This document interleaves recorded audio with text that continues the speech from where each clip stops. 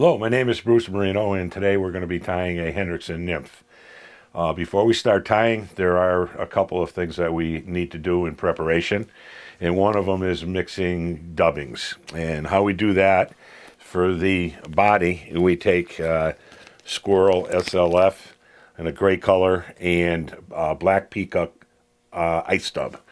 And we mix them together, and this is what we get. It's nice and sparkly, spiky, so we can pick it out. The next step is using the same ice dub peacock black, and we mix that with the SLF, but only in a rust color. Okay, and that's what this looks like. It's also 50-50, nice and sparkly, easy to pick out. The next thing that's a little bit different about this nymph is the placement of the bead. The bead on most nymphs is placed forward, which makes the fly, when it's in the water, go head down. I want this one to be more on a parallel level, and it's also used as a hot spot in your thorax. The rest of the fly is tied basically the same way as any other fly would be tied.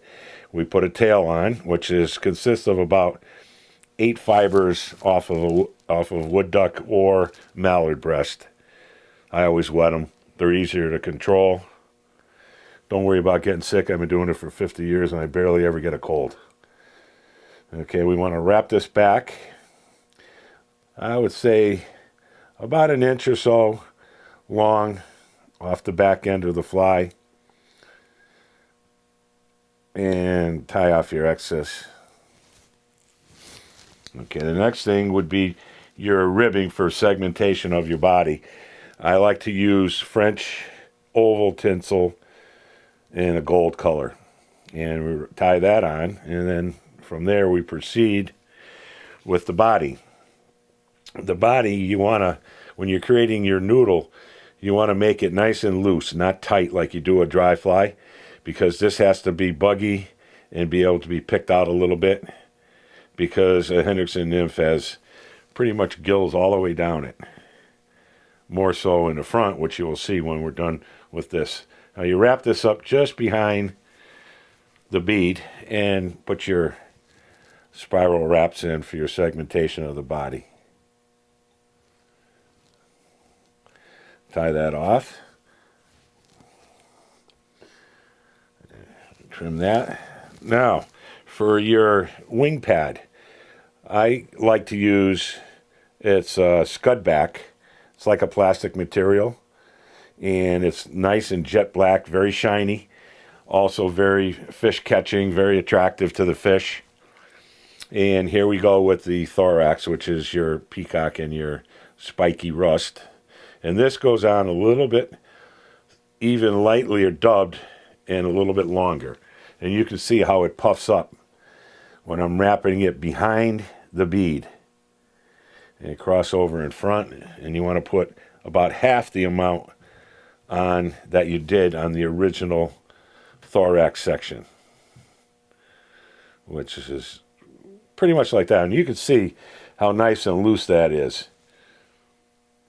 Wrap this up right up to the back of that bead.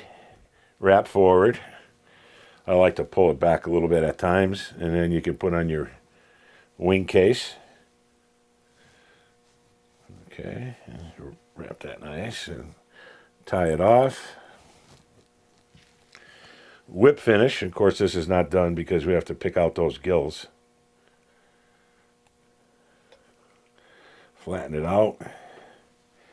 Trim it up. And my favorite tool to do this with is a dentist pick. And we can get these anywhere. Just ask your dentist for them. They got tons of them laying around.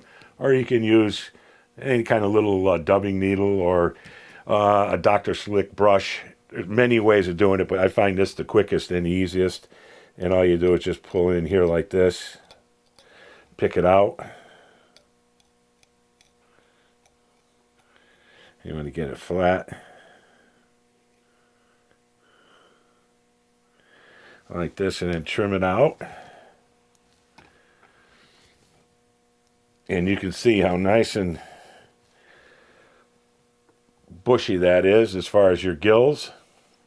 And once it's wet, that bead in there will really be very pronounced as a hot spot, and also as a leavening factor to keep that bug nice and flat as it's traveling through the water column. And that's it.